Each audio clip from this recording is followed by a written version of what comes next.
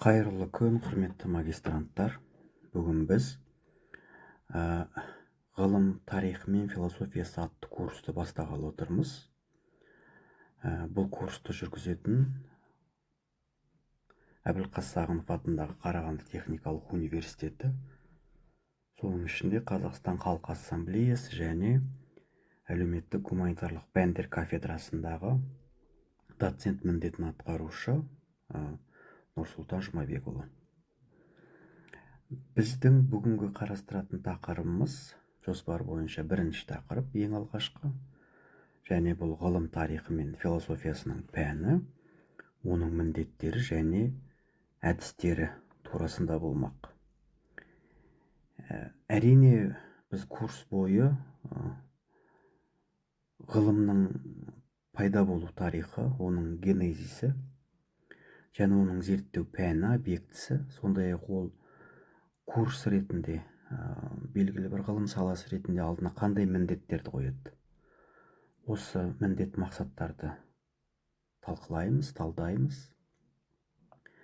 Және кез келген ғылым саласында өзінің міндеттерін, мақсаттарына жету барысында қолданатын әдіс тәсілдері болады.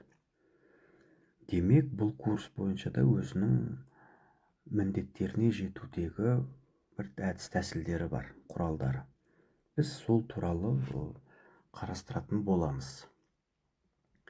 Жалпы ғылым дегеніміз бұл адам баласының бір белгілі қажеттілігінен туындайтын зерттеу объектісі ғой. Ал енді ғылымның мақсаты не деген сауал туындайды. Ғылымның мақсаты әрине бұл шынайы білімге қол жеткізу,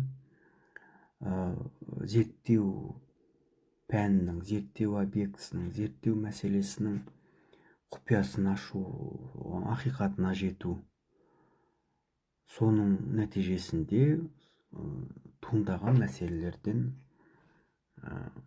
құтылудың жолын табу.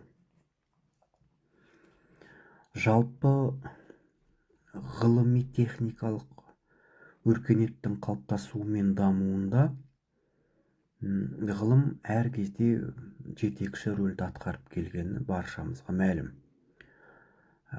Өйткені ғылым жоғары бір мәдени құндылық деп біз қабылдаймыз ғылымды. Біздің қазіргі жағдайымыздағы ғылыми техникалық өркениет салдарынан туындаған адамгершілікке қарсы кейбір әрекеттерде оппозициялық көзқарастар туындатуы мүмкін.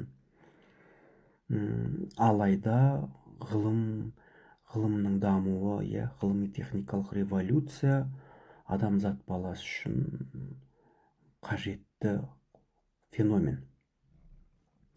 Енді кейінгі кезде батыс философиясында белгілі бір ағымдар қалыптасты.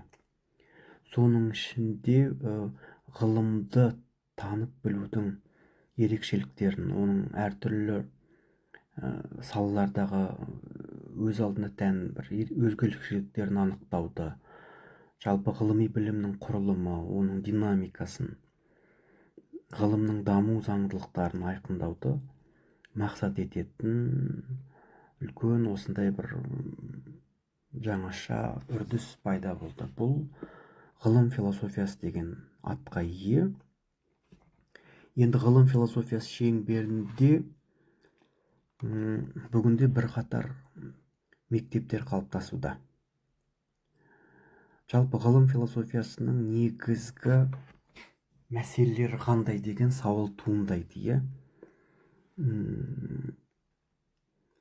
Және оның басты бағыттары қандай? Осыған тоқталсақ, жалпы өзі ғылым енді ол біздің дәуірімізге дейінгі кезеңдерде қалыптасты.